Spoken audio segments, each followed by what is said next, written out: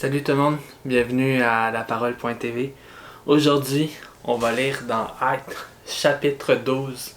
Juste avant de commencer, j'aime ça encourager les gens à lire la parole de Dieu. Mais surtout, j'aime ça encourager les gens à avoir une communion avec Dieu. Ne faire plus qu'un avec Dieu, entrer dans la prière. Si vous sentez plus le besoin que lire la parole de Dieu, des fois on va sentir plus le besoin de lire ou d'avoir de la communion fraternelle. Il faut vraiment être à l'écoute des besoins qu'on a à l'intérieur de nous, que Dieu nous met, qui nous donne envie, qui nous donne le désir de lire sa parole ou d'aller dans sa présence en prière. Je vous encourage vraiment à être attentif, à être à l'écoute de ce que Dieu veut réellement pour votre propre vie maintenant. Et là, on va lire dans Actes chapitre 12. Vraiment, ouvrez vos cœurs à la parole de Dieu afin que vous puissiez recevoir votre portion aujourd'hui, votre pain, qui va vous fortifier, qui va vous rendre plus fort, qui va vous encourager. Je prie vraiment que vos cœurs soient touchés, transformés et que ensemble on puisse voir vraiment la gloire de Dieu à travers la parole.tv. Je crois vraiment que malgré en ce moment, même s'il n'y a pas beaucoup d'abonnés, etc., c'est pas grave. Pour vrai, si c'est une personne, ça me suffit. Si c'est juste une personne, le Seigneur est prêt à laisser les 99 brebis pour aller chercher juste une brebis. Peut-être aujourd'hui, tu es cette brebis que Dieu veut aller chercher à travers ce ministère. Vraiment, j'ai vraiment une belle vision pour ce ministère, la parole.tv. Les choses grandissent.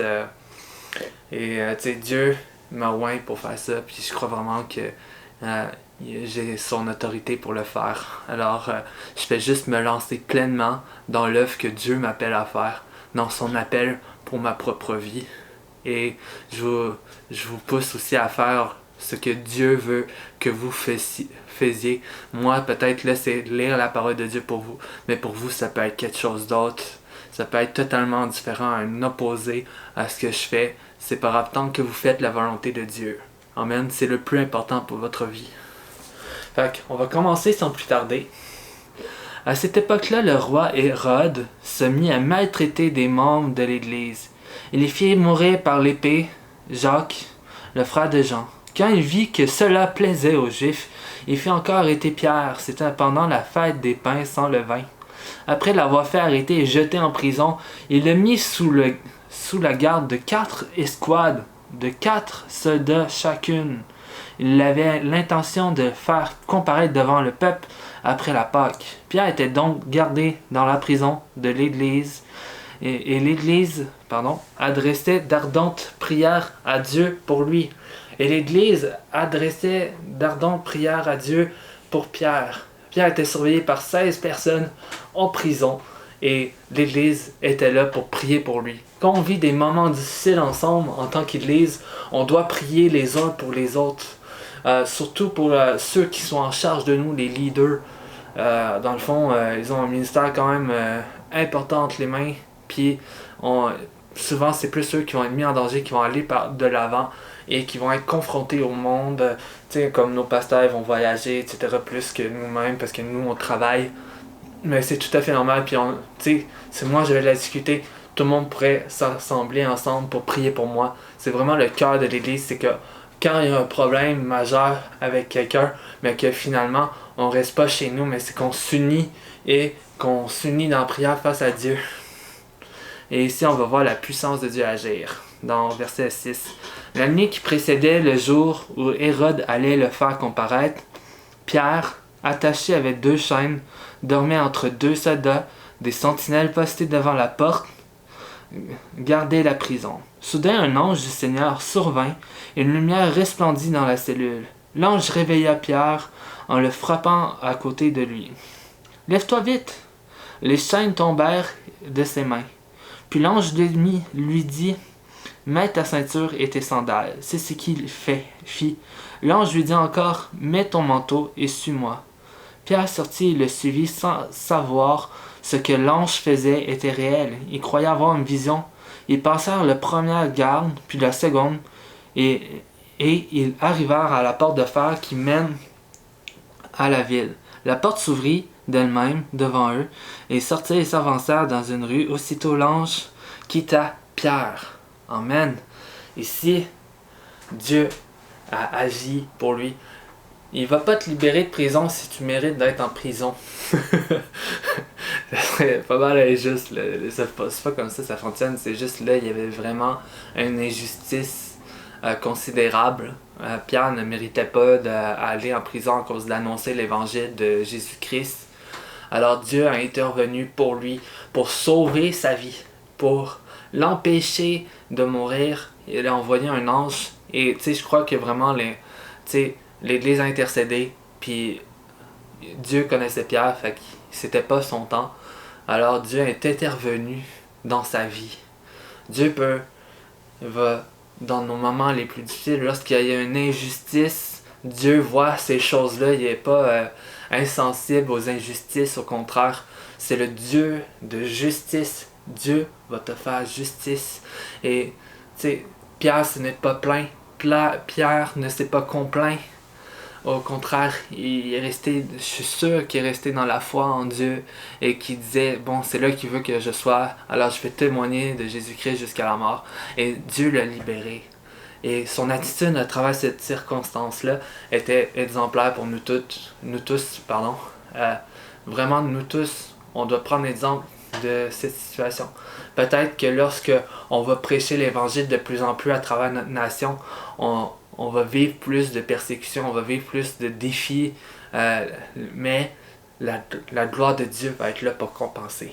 La gloire de Dieu va se manifester et on va voir de plus en plus de miracles. Je vous dis, à Grimby, dans cette ville, on va voir la puissance de Dieu. À force et à mesure qu'on voit la gloire de Dieu se répandre, il va y avoir de plus en plus d'opposition. Fait qu'on va continuer au verset 11. Revenu à lui-même, Pierre dit, « Maintenant je sais vraiment que le Seigneur a envoyé son ange et qu'il m'a délivré du pouvoir d'Hérode et de tout ce que le peuple juif attendait. » Après avoir réfléchi, il se dirigea vers la maison de Marie, la mère de Jean surnommé Marc, où beaucoup de personnes étaient réunies et priaient. Il frappa à la porte d'entrée et une servante appelée Rhode s'approcha pour écouter. Elle reconnut la voix de Pierre et dans sa joie, au lieu d'ouvrir, elle courut annoncer que Pierre se tenait devant la porte. Il lui dit « Tu es folle !» Mais elle soutenait que c'était bien vrai. Il dit alors c'est son ange. Cependant, Pierre continua à frapper. Ils ouvrirent et furent stupéfaits de la voir. De la main, il leur fit signe de se taire et il leur en raconta comment le Seigneur l'avait tiré de la prison. Il ajouta, annoncez-le à Jacques et aux frères et aux sœurs. Puis il sortit et s'en alla dans un autre endroit. Quand il fit jour, il y eut une grande agitation parmi les soldats. Qu'était donc devenu Pierre? Hérode le fit rechercher, mais on ne le trouvait pas. Il interrogea les gardes et on donna l'ordre de les faire exécuter. Ensuite, il quitta la Judée et descendit en Césarée pour y séjourner.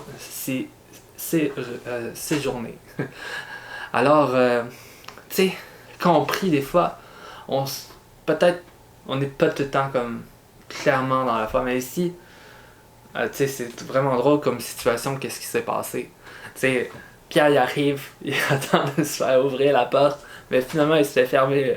C'est comme si elle a fermé la porte puis elle partait en courant, comme si elle croyait pas ce qu'elle avait demandé dans la prière avec ses frères et sœurs. Tu sais, il priait pour Pierre, mais il s'attendait pas à que Dieu agisse.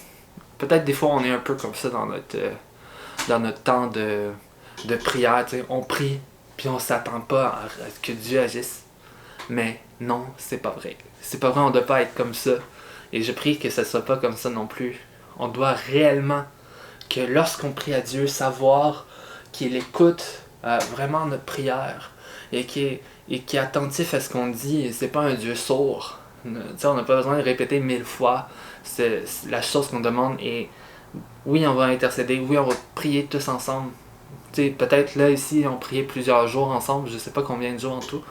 Mais, tu sais, Pierre, il est resté jusqu'au jour avant sa comparution. Fait que je crois que c'est quand même plusieurs jours. Fait que, il a dû rester là un certain temps. Ils ont dû prier pour lui durant tout ce temps-là. Et du jour au lendemain, bam, il sort. Et de façon miraculeuse. Et Pierre a dit, taisez-vous maintenant. Je vais vous raconter ce que Dieu a fait. Voilà un autre témoignage. Nous sommes des témoignages vivants de la gloire de Dieu.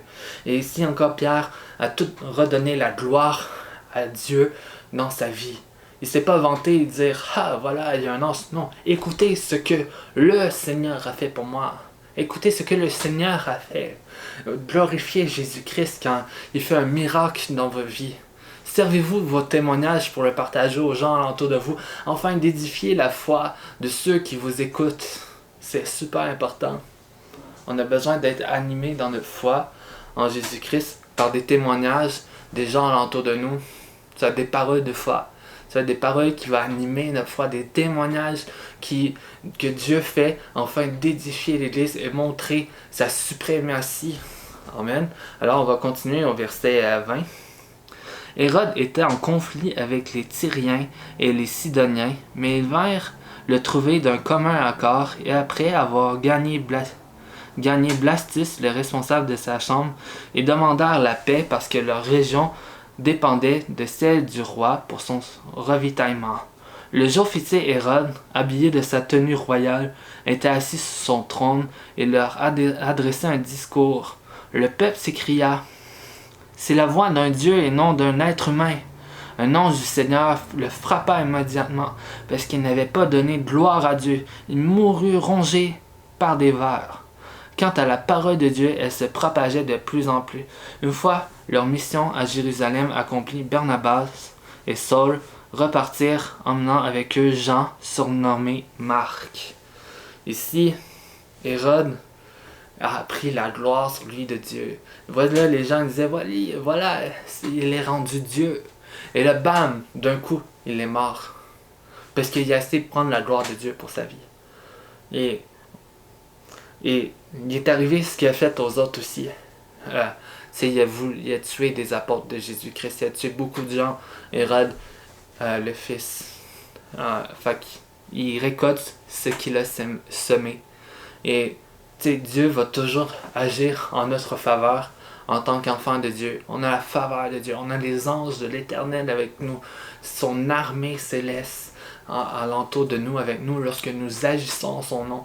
Les anges de l'époque, avec Josué, avec tous les patriarches de l'Ancien Testament, ne sont pas à la retraite. Ils sont encore actifs dans nos propres vies et ils agissent avec les paroles que nous donnons du Seigneur. Et le Seigneur donne des anges des ordres à ses anges. C'est pas nous qui va ordonner aux anges quoi faire, mais c'est Dieu qui ordonne aux anges pour nous aider et agir dans nos propres vies.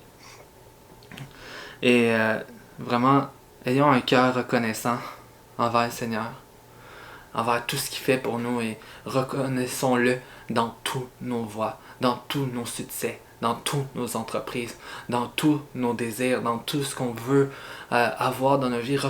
Reconnaissez-le comme si ça vient de lui. Mon travail vient de Dieu. Ma nourriture vient de Dieu. Ma femme vient de Dieu. Mon enfant vient de Dieu. Ça va changer notre perception des choses. Et en disant que ça vient de Dieu, mais c'est comme dire: oui, merci Seigneur. C'est tous des cadeaux de Dieu. Cette maison que j'ai, c'est un cadeau de toi. Je vais en prendre soin. Cette femme que tu m'as donnée, je vais en prendre soin aussi. Cet enfant, ce travail, tous ces gens alentour de moi, je vais prendre soin de ça parce que tout ça vient de toi. C'est tous des cadeaux de toi, Seigneur. Et restons humbles. Amen. Voici la parole que j'avais pour vous aujourd'hui. J'espère que vous êtes bénis. J'ai hâte de lire bientôt le chapitre 13 de Actes avec vous. Fait que soyez richement bénis au nom de Jésus-Christ. Amen.